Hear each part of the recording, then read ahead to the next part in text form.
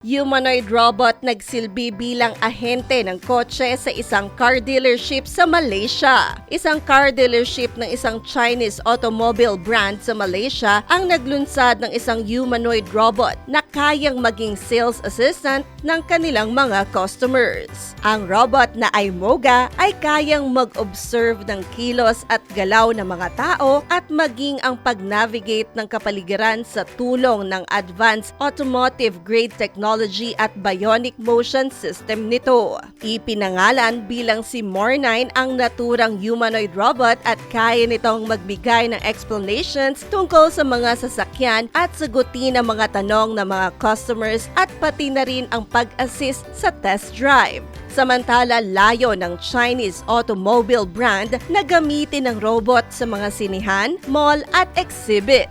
Hi! Ito po si DJ Claire ng radyo natin nationwide.